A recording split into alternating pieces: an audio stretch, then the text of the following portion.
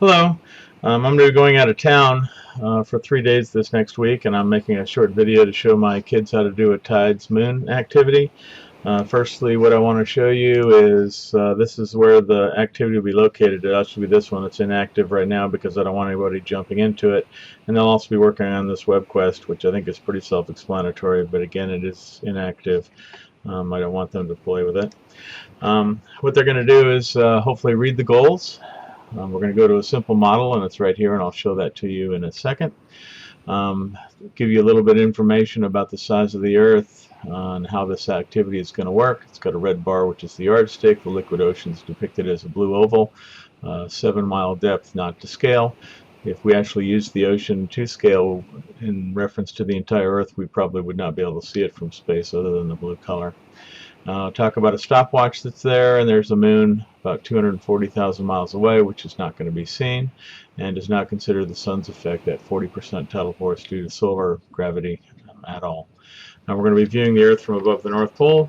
As time passes, notice the water level changes, and the yardstick will show that change with the rotation of the Earth. And then please hand it in the complete student sheet next class. There also are snapshots for the 25 hours, which you guys can use. We'll probably be looking at all those to do this activity. If you're interested in other sites, which you are going to be interested in because we're going to be going to it, you can go to NOAA's Tides online page and select state maps, and I'll show you how to do that as well. Okay, so without further ado, let's go to the activity. This is the actual website, and I used this back in 2004 or 5, the last time I tried oceanography, and I'm glad it's still there and you can see it spinning. But it shows you a picture of what's going on the moon, 240,000 miles this way. Here's your stopwatch, there's your yardstick, there's your blob of ocean, there's your Earth, North Pole. And what we're going to do is we're going to actually watch this thing go in an hour increments and spin it around, and we're going to measure the tide based on this yardstick, and it'll actually stop up here at 24, and you can see it's at 2 units. I have no idea what the units represent. If you go to these things, it actually shows you stop images of those, and actually pick 17 the first time through. And though if you take a look at it, it's going to be a little hard to read because this side says it's like in the middle of the unit, and I guess that side actually a little higher than the middle, and this is a little lower than the unit, and it's a little more obvious to see in some of these other. You can see this one's almost spot on the line, and this one's above the line. It probably doesn't make any difference which side you read as long as you're consistent, but since we actually got a 2 unit here at 12 midnight, we don't want to actually get a 2 unit at 1. I have no idea why that's popping out, probably because I just installed the software for a tablet, which I can't get to work, and also a headphone, which I'm not using. I'm actually using the webcam microphone for this one. But anyway, we'll go through these things, and if we go back to it, you can actually get the readings off here if you can stop it, but I recommend going to there. Go back to the activity. This is your student sheet, which you all get. Place for a name. I want everybody to turn this in. You click the animation as it rotates. 24 hours high tide. How many hours separate high tide and low tide? The yardstick is going to be showing you units, but you'll have to figure out which is high and which is low. On the standard model, it actually says click the 25 snapshots, 0 to and we're going to actually plot them on this graph. So you can see for the 0 time, it was 2 units, and then if you went to 17, I forgot we didn't actually read it, but maybe we should go back and take a peek at that. And let's go back to 17. If I'm going to read this starting edge, we have 1, 2, 3, 4, 5 units, and it looks like about 3/4. So what I would do then is I would go to my graph, and for 17 I would go up to 5, which is in the middle of this box, and then go up 3/4 the way up, and I would put my little dot right about here. If I could use my bamboo tablet, I could actually get a point, but I'm using my regular mouse, and that's the mouse icon, and I didn't go into my properties and change it into anything else, so it's just the regular I bar. So you can actually plot that information on there, and then you're going to actually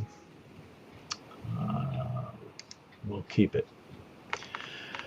Okay, so you're going to actually plot the 25 hours on here, 0 being your first one, so this is really your second one, so that's really your 25th one.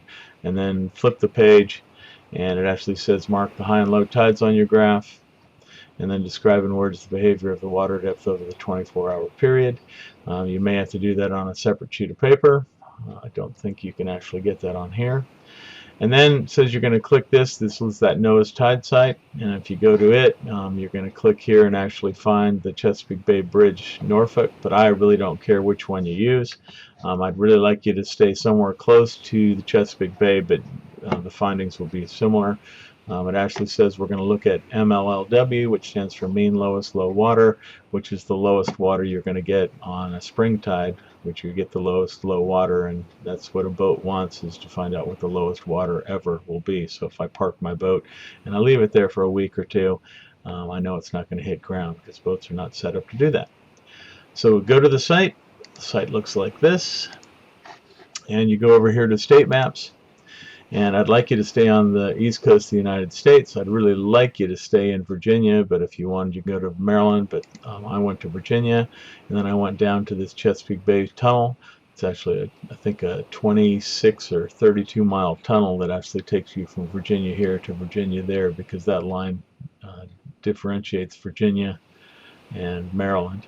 It's a part of Virginia you can't get to by car, at least not until this Chesapeake Bay Bridge was there. So I'm going to click that little icon, and it takes you to a pictorial graph, a line graph of the tides, the wind, air pressure, and then blue, which stands for air temperature, and water temperature.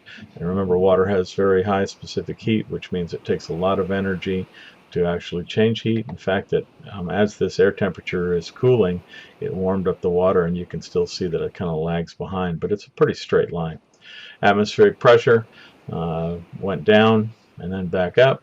Winds changed from primarily going to the west and then going to the east, and I've got a cell phone call now, so I'm going to pause this.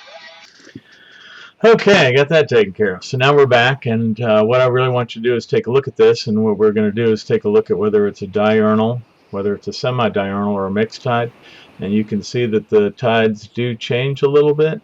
We'd have to figure out whether or not this was actually the daytime sun.